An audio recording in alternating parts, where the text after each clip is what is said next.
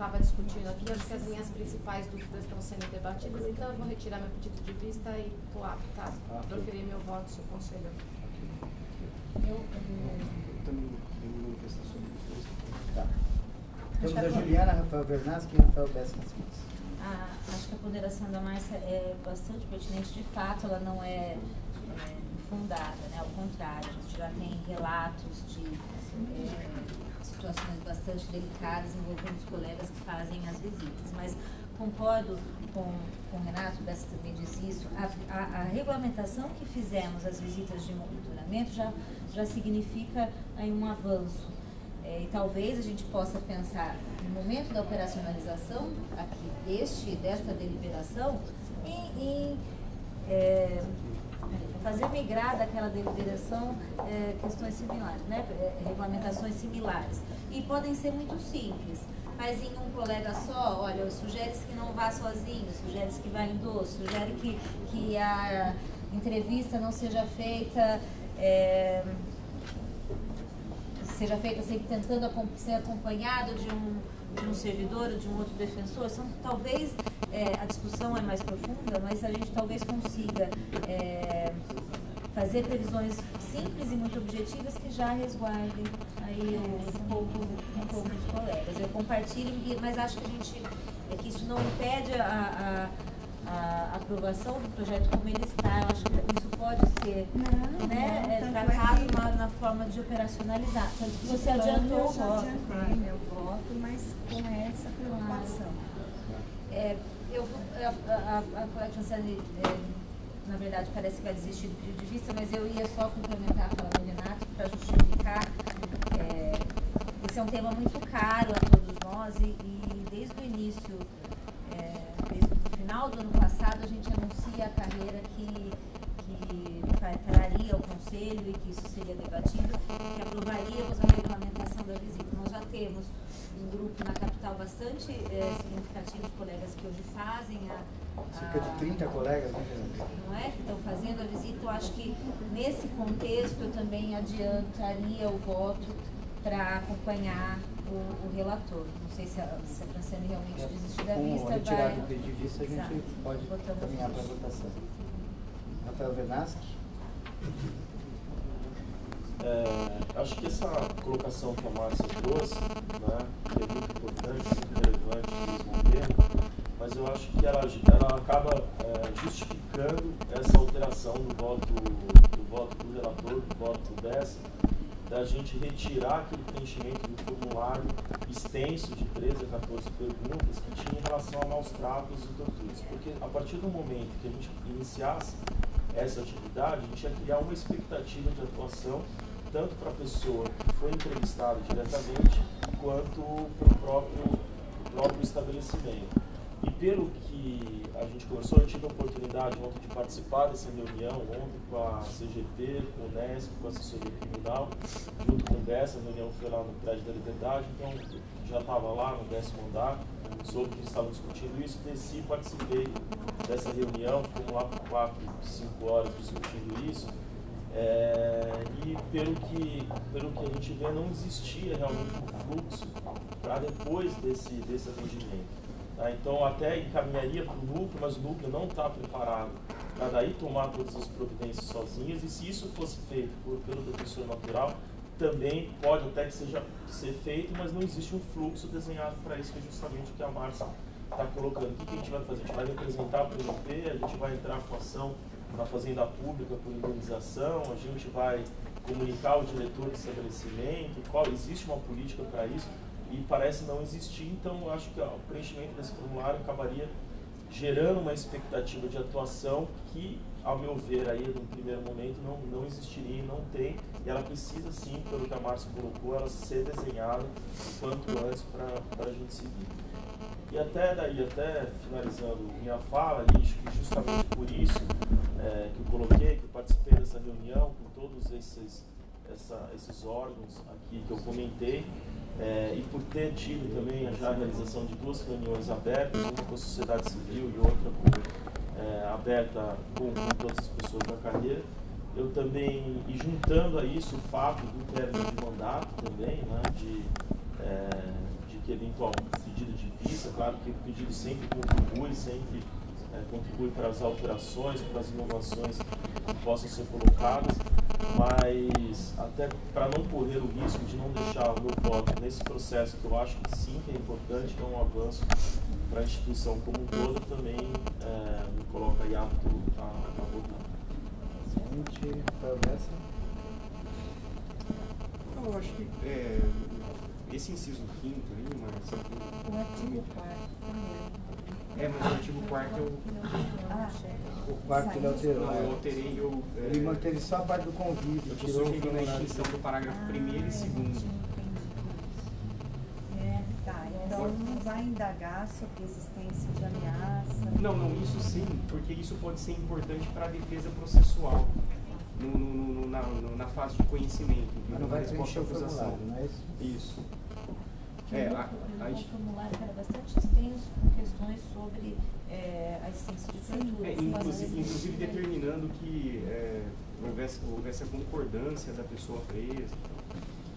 Então, e a Franciane lembrou bem que esse inciso 5º aqui do artigo 1º realmente está contemplado e foi objeto de outra deliberação, que foi a deliberação das visitas de inspeção. Né? E isso realmente não é o foco dessa deliberação. O foco da deliberação é atender a pessoa presa, melhorar o atendimento da defensoria com relação, na atuação nas prisões provisórias e também na defesa processual. Esse não é o foco, tanto é que não tem nenhuma procedimentalização disso aqui na deliberação, entendeu? Mas é lógico que a realidade fenomenológica, a realidade dos fatos, eles nem sempre são delimitados, né, balizados pelo que nós queremos falar no texto frio da deliberação.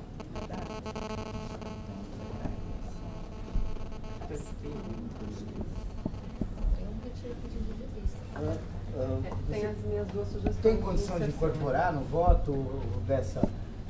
As sugestões da acho que até como parágrafos ali, aquele artigo da comissão... É o 15, né? 15, duas previsões. A primeira delas, um prazo de 30 dias para a indicação desses representantes. No artigo 16, né, poderia, primeiro, inserir um parágrafo único, colocando os relatórios da comissão de monitoramento deverão ser divulgados no portal da Defensoria. Perfeito, isso. Um parágrafo no 15 e um no 16. No 15, prevendo prazo para indicação de 30 dias e mais 15 para a primeira reunião. E no 16, um parágrafo estabelecendo a obrigatoriedade de publicação no portal da Defensoria dos relatórios semestrais.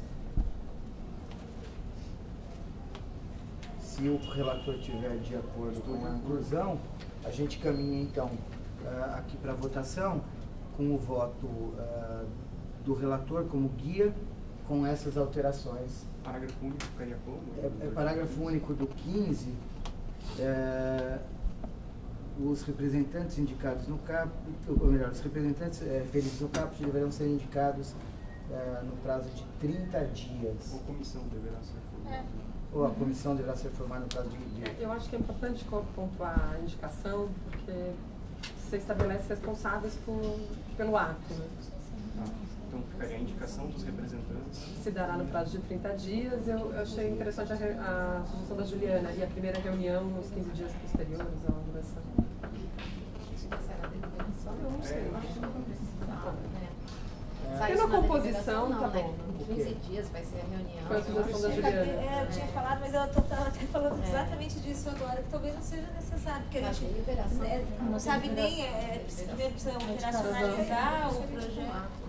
Já fica até está da Secretaria do Conselho que, uma vez aprovada a deliberação, oficiar expressamente para os órgãos que seriam referidos no artigo 15, para que eles indiquem ao representante da comissão. Porque talvez a comissão tenha que fazer depois da comissão do projeto. Não, pode ser nessa. É verdade, a gente teria a indicação quem do são os sujeitos conselho. da comissão. Eu acho que você podia lembrar para a nova composição do conselho, porque acho que essa indicação deve ser feita pelo novo defensor público geral, a partir aí do início da gestão, e talvez pelo novo conselho. Faz todo sentido, a gente não vai fazer uma indicação aqui no fim, no apagar das luzes, né? Aí você poderia só solicitar a indicação para o NESC e para a ouvidoria, por ofício, e fazer um lembretezinho para que na primeira sessão do Conselho você reinclua esse processo em pauta com a sugestão de indicação do representante da Comissão do Conselho. E aí, no início da gestão, dia 19, você também oficia para a Defensoria Geral para...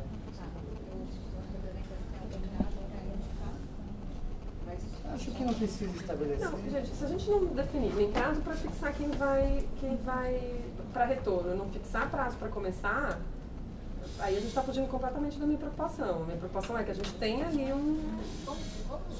então, porque senão fica aberto e a gente... Vou colocar um termo aqui, né? Que ficaria assim, o parágrafo único. A indicação dos representantes da comissão prevista no CAPT deverá ser realizada no prazo de 30 dias. Aí tem que colocar contados a partir da data da publicação. Exato. A partir da aprovação, a gente estabelece o prazo final. No ofício você já requer a indicação com 30 dias contados da data que foi publicado aqui. Solicita-se a indicação de representante nos termos da deliberação X até o dia tal, conforme estabelecido aí no parágrafo único do artigo 15. E o artigo 16 preveria, como parágrafo único também, os relatórios referidos no CAPT deverão ser publicados no portal da Defensoria Pública. Simples assim, né? Os relatórios da Comissão de Monitoramento deverão ser divulgados no portal da Defensoria Pública. Bom, os conselheiros estão aptos para a votação? Necessitam de mais algum esclarecimento? Então, eu vou colocar em votação o processo, tendo como guia o voto do relator. Então, os que estiverem de acordo com o voto do relator vão permanecer como estão.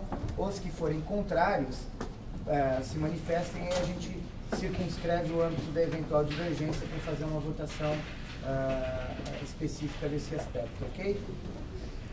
Então, os que estiverem em votação, os que estiverem de acordo com o voto do relator, permaneçam como estão.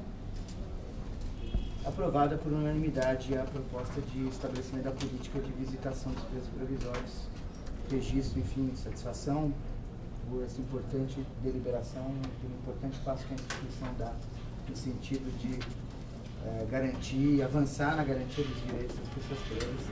Obrigado mais uma vez aí ao Bruno, a Verônica, ao Glauco. Essa realização é de vocês aí. Acho que não havendo outros assuntos em pauta, encerramos a nossa sessão de hoje, retomando amanhã a sessão ordinária. Lembrando que em relação à discussão de cargos, nós teremos uma extraordinária na quinta que vem. O comunicado já está aqui, a proposta da Sara, para a gente publicar o comunicado. Até segunda, nós recebemos sugestões e enviamos para os conselheiros as propostas até a quarta-feira. Onde que eu coloquei? Vocês receberam.